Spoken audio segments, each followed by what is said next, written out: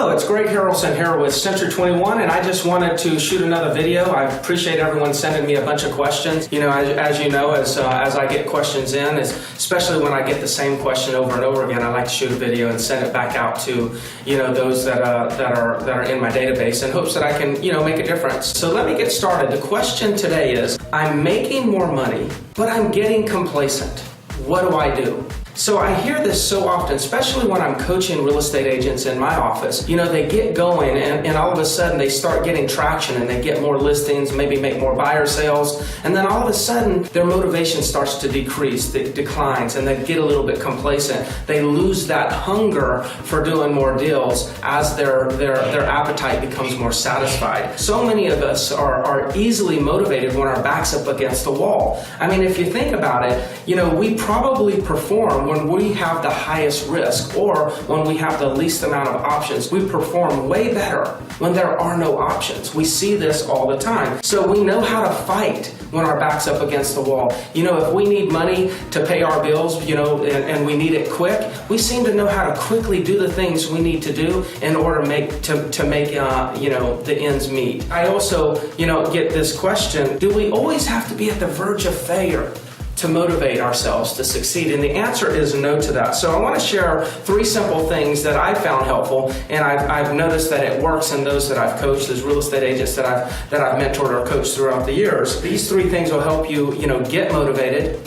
number 1, stay motivated, number 2, and then get on track, be on the right track in order for you to reach the goals that you set. Step number 1 is you got to create a vision statement. Now, sure, create a vision, go on the internet and write create a vision. Wow, you'll have millions of websites and articles on why you need to create a vision and what is the vision all about and why will a vision motivate you to reach higher goals. You know, and I just want to say, don't complicate this. Keep it very simple. Number 1, you've got to identify what it is you want. Okay, and again, don't get too analytical on this one. Just ask the question, what do I want? Do I want to do 50 deals? Do I want to do 10 deals? Do I want to do 150 deals? Identify what you want. See, without a clear target, it's nearly impossible to hit the goal. Imagine yourself throwing darts, and you know, you typically when you go in a place and you're going to throw some darts, you're able to see the dartboard, you can see the bullseye, you can see all the different, you know, numbers and the grid of the dartboard, and you have a dart, and you walk back and you actually aim for a target. You see, that's exactly what you have to do in business, yet so few of us do that. So few of us know what they want. They actually have not identified the target. So step number 1, identify your target. And then, of course, you've got to identify a few other things. Number 1, you got to identify where it is you currently are. So before you set off on your journey, you have to, number 1, identify your target, and number 2, you have to kind of become aware of where you are today. It's like, I'm getting 2 listings a month, and I want to get to 5 listings a month. That's where I want to go. So now you have a where I am, and you have an idea of where you want to go. See, that's creating a vision. It's just kind of getting a vision of what you want to accomplish. After you create a vision, then you got to go to simple step number 2, and you got to create a plan. Again, I would say that most people fail at creating a vision. A lot of people create plans. And the reason why plans don't work without a vision is because plans are basically talking about where you are and what you have to do to get there. A vision statement is where you have to get. So you have to have all 3 components. You have to have, where am I? How do I get there? That's the plan. And, by the way, where is it that I'm trying to get? That's the vision, or some people like to call that the goal. So creating a plan, you have to identify a few things when you're creating a plan. Number 1, what needs to be done? Number 2, how do I do it? And number 3, how often does it need to be done? In other words, if the vision or the goal is to average 6 listings per month, and you're only averaging 1 listing a month, then you know what needs to be done. You need to generate 5 new listings every single month. So how do I do it? Well, are you going to prospect through phone prospecting? Are you going to do direct mail? Are you going to do more social media? Are you going to do a combination of Facebook and direct mail and calls? You know, exactly what is your strategy to accumulate those additional listings. That is the how do I do it. And then how often does it need to be done? If you're going to prospect, are you going to prospect every day? Are you going to prospect 3 hours a day, 1 hour a day? Are you going to send mailers? Are you going to send 500 mailers a month? Are you going to send 5,000 mailers a month? Are you going to do one post on Facebook, or are you going to do 2 posts on Facebook every day, and 1 on Twitter, and 1 on any other of the social sites that you may be going to? See, again, you have to figure out what needs to be done, how do I do it, and how often does it need to be done. Just keep it simple. Keep it real simple.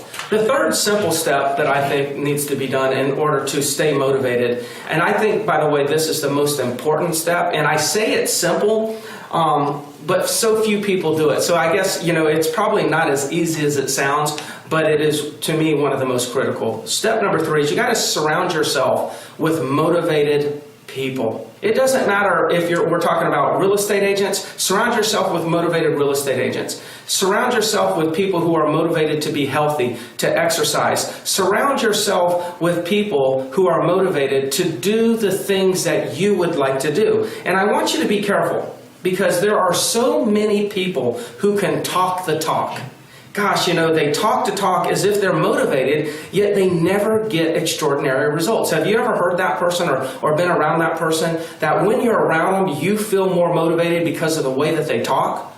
But then when you look at their results, you see that they're never growing. See, you have to be careful, because a lot of people can talk the talk. It's much harder, or you want to find people that are committed agents that are willing to walk the walk, not just talk the talk. They got to walk the walk. See, what I find is the people who talk, here's how they do it.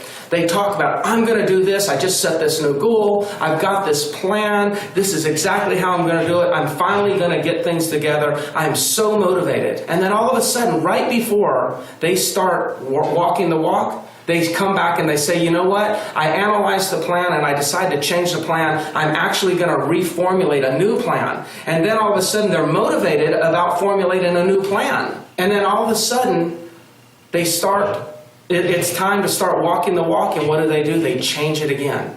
See, people who talk the talk are constantly planning and never actually executing. And that is their plan, by the way. See, be careful, be aware to this also. Number 2, a thing to be aware of is talking the talk looks way cooler than walking the walk.